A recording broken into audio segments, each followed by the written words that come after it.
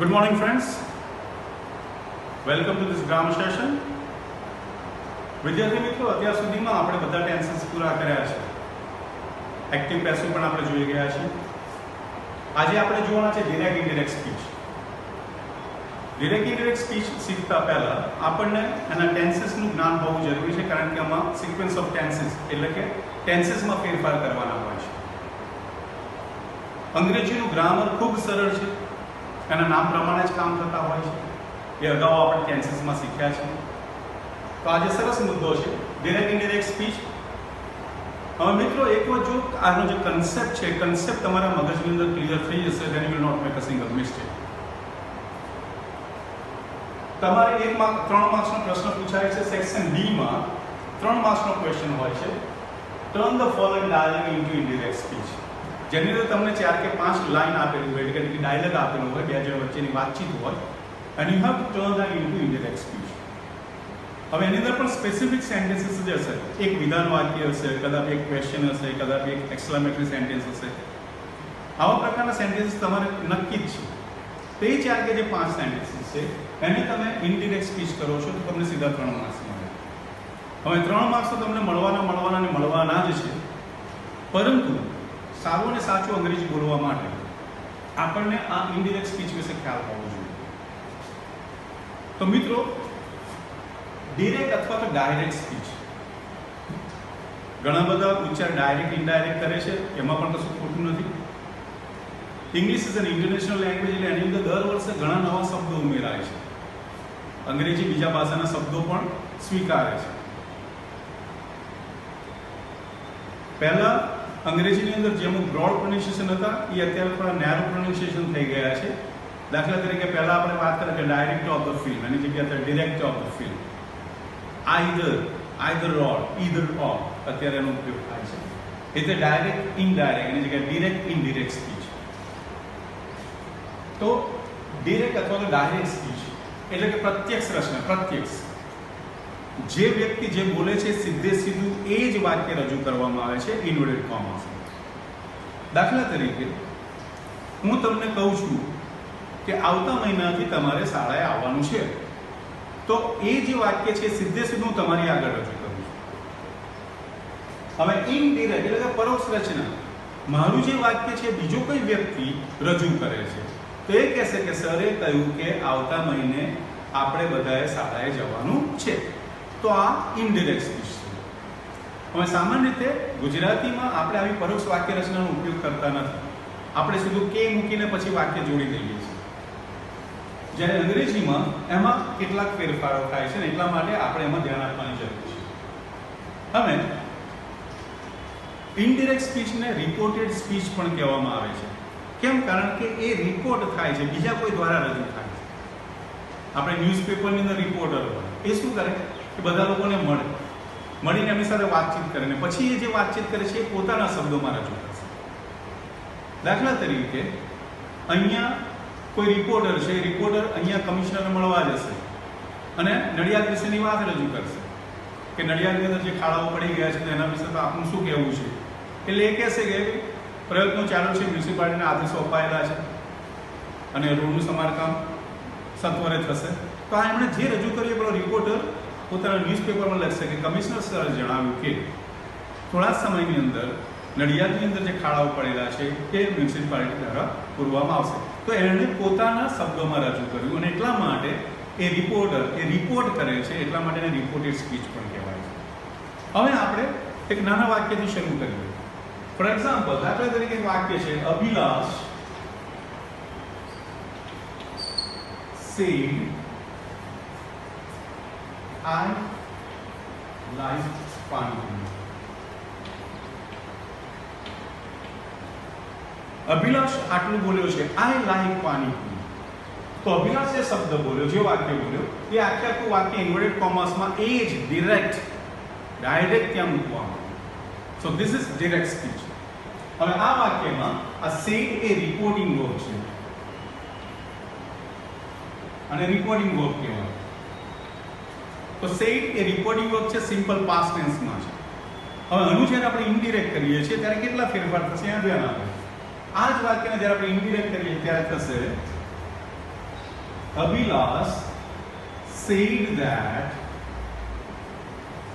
he liked Pani Puri. Full stop. Abhilash said that he liked Pani Puri. હવે અહીંયા કેટલા ફેરફાર થયા? તો એક તો that કનેક્ટિવ વાક્ય જોડાયું, પહેલો ફેરફાર. બીજું ઇન્વર્ટેડ કોમાસ અને આ કોમા એ નીકળી ગયા. સો ઇન્વર્ટેડ કોમાસ નીકળી ગયા, બીજો ફેરફાર. પુરુષવાચક સર્વનામ પર્સનલ પ્રોનાઉન, પુરુષવાચક સર્વનામમાં યથાયોગ્ય ફેરફાર થયો.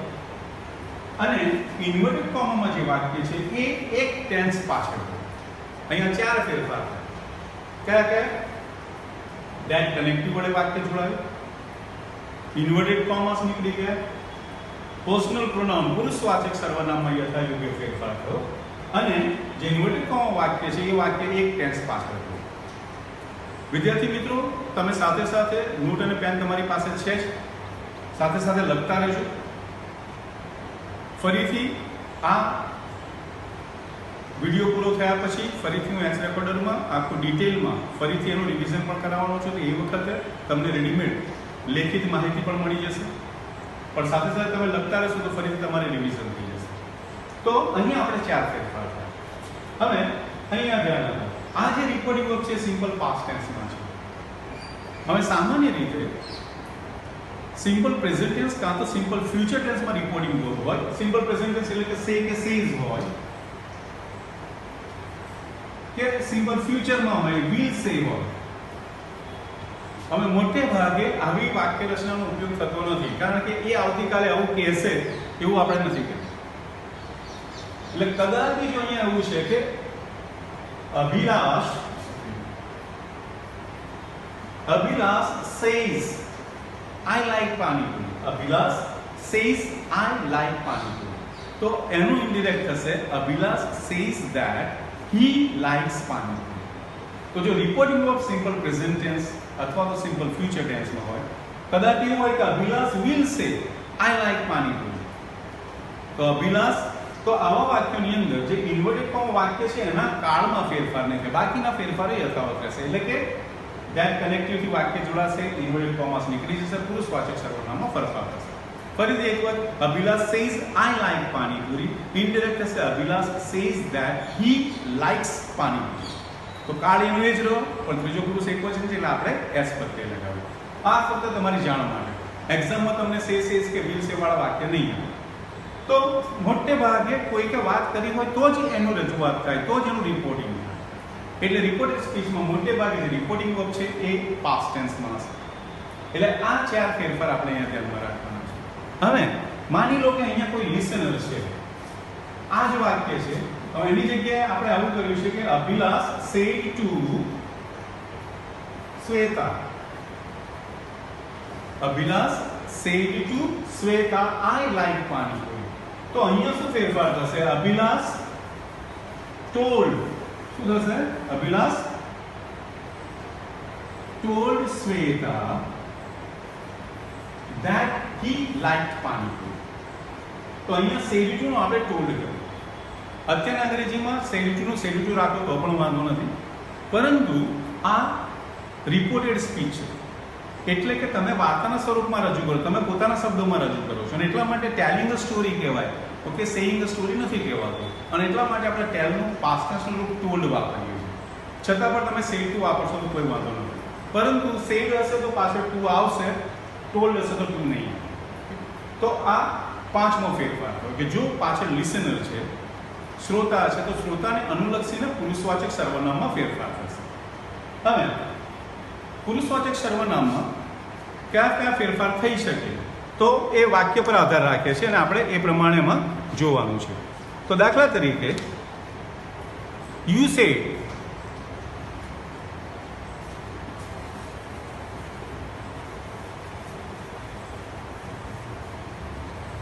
એ કયા વાક્ય છે?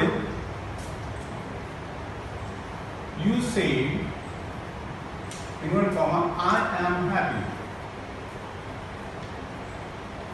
Okay, you say I am happy. આની અંદર એનું ઇન્ડિરેક્ટ થશે you said that you were happy.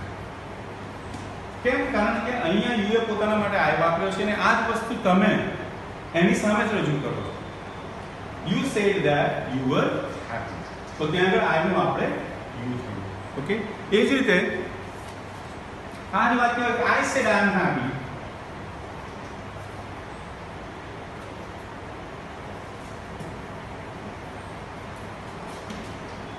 તો શું થશે?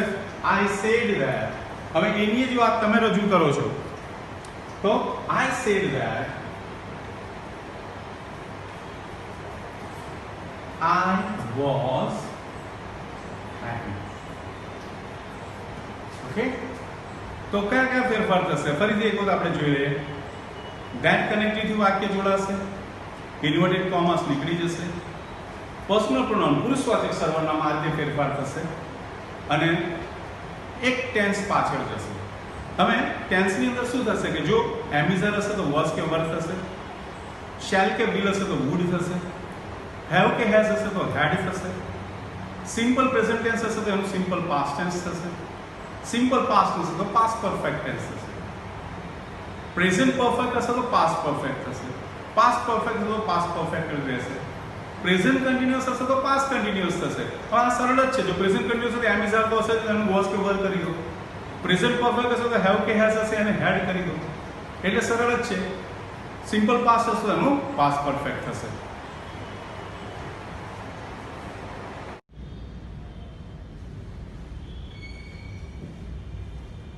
વિદ્યાર્થી મિત્રો, તો અત્યાર સુધીના ફેરફારનો તમને ખ્યાલ આવી ગયો છે.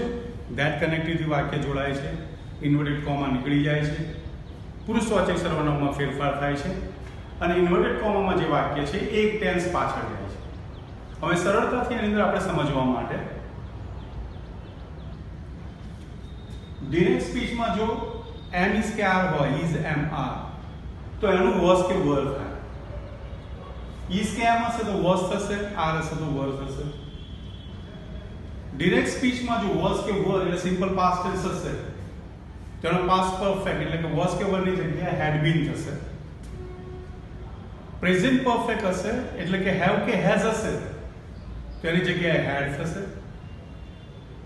ડુ કે ડઝ હશે એટલે કે નેગેટિવ સેન્ટેન્સીસ ની અંદર ડુ કે ડઝ નો ઉપયોગ થયો હશે તો ઇનડિરેક્ટ સ્પીચ કરતી વખતે ડીડ થશે.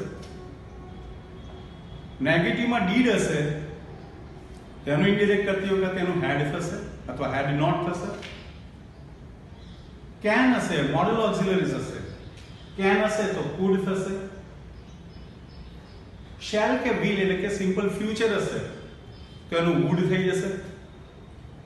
મે હશે મોડલ ઓક્સિલરી તો એનું માઇટ થશે. ફરીથી એક વાર જોઈ લઈએ મિત્રો. એમિઝાર હશે, દાખલા તરીકે Mohan said I am happy, Mohan said that he was happy, એમની જગ્યાએ શું થઈ ગયું? વોઝ. વોઝ કે વર હશે, દાખલા તરીકે Mohan said they were present, Mohan said that they had been present. have કે has હશે, પ્રેઝન્ટ પરફેક્ટ ટેન્સ પણ હોઈ શકે દાખલા તરીકે, અથવા તો પોઝેસિવ માલિકી દર્શાવવા માટે પણ એનો ઉપયોગ થઈ શકે. દાખલા તરીકે Mohan said I have a pen, Mohan said that he had a pen. અથવા તો પ્રેઝન્ટ પરફેક્ટ હોય, Mohan said I have visited that place, તેનો ઇનડિરેક્ટ થશે Mohan said that he had visited that place. Do કે ડઝ એટલે કે નેગેટિવ સેન્ટેન્સ હોય, Mohan said I do not like tea, Mohan said that he did not like tea. એ રીતે does હશે તો પણ એનું ડીડ થશે, ડીડ હશે તો એનું હેડ થશે, કેન હશે તો એનું કુડ થશે, શેલ કે વિલ હશે તો એનું વુડ થશે અને મે હશે તો એનું માઇટ થશે. હવે ટેન્સીસ આપણે જોઈએ છે કે ટેન્સીસમાં વધારાના કયા ફેરફાર થઈ શકે મિત્રો.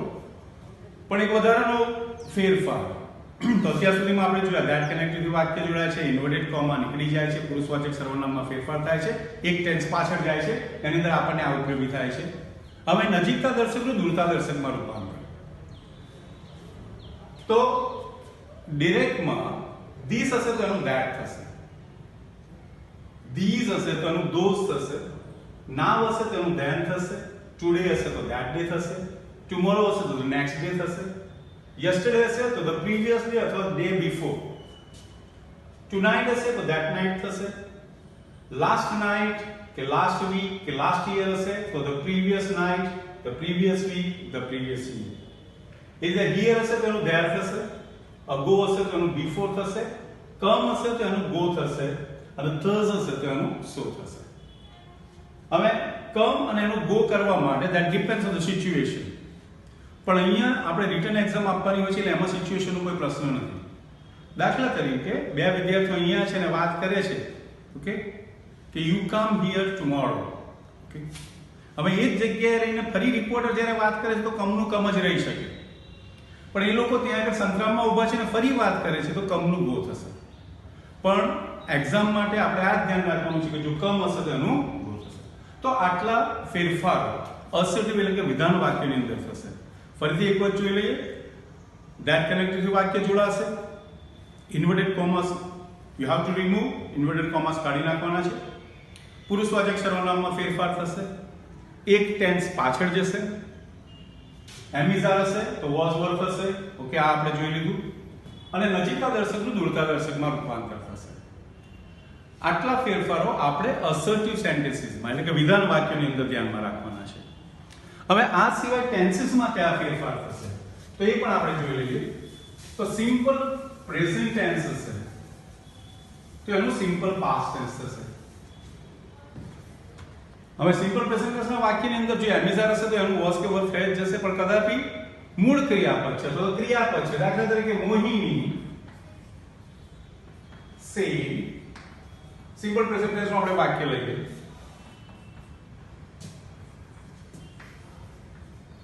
I love storybooks.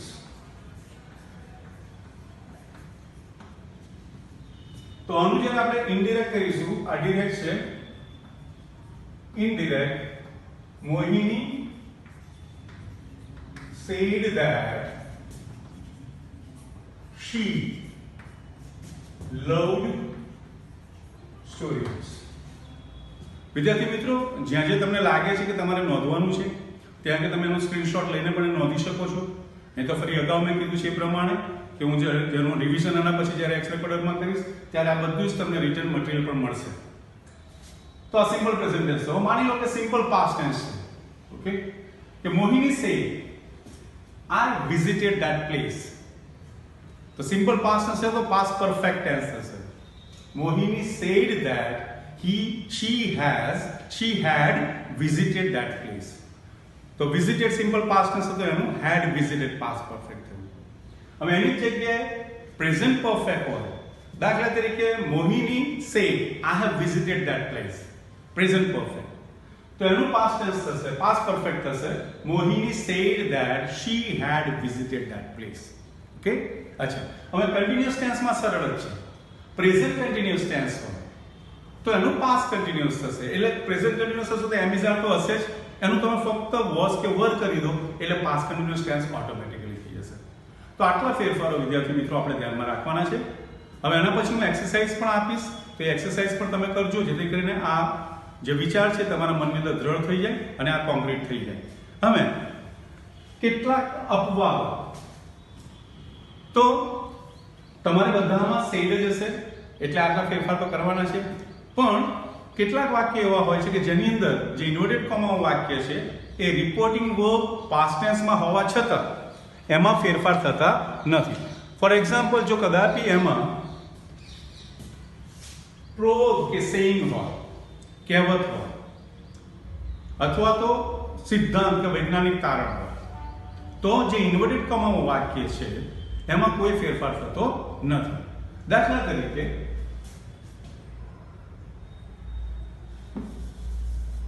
અવસર સે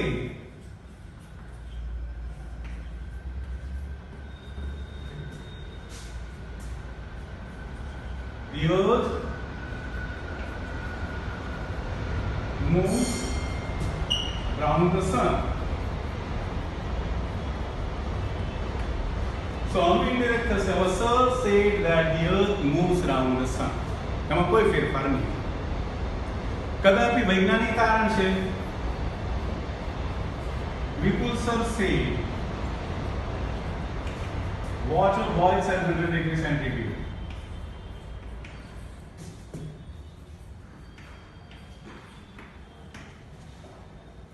તો આનું ઇન્ડિરેક્ટ કરતી વખતે આના કાળમાં કોઈ ફેરફાર નહીં થાય. Vipul sir said that water boils at 100 degrees centigrade. કદાપી કોઈ કહેવત છે, દાખલા તરીકે my grandmother said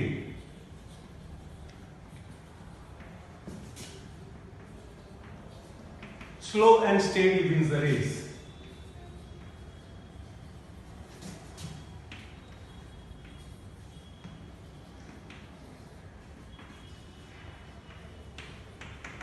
તો આનું ઇન્ડિરેક્ટ થશે my grandmother said that slow and steady wins the race. તો એના કાળમાં કોઈ પરિવર્તન થશે નહીં. અચ્છા, હવે કેટલીક વખતે સિમ્પલ પાસ્ટ ટેન્સના વાક્યો પણ એની અંદર આપણે એના પાસ્ટ પરફેક્ટ કરવાની જરૂર નથી પડતી. For example,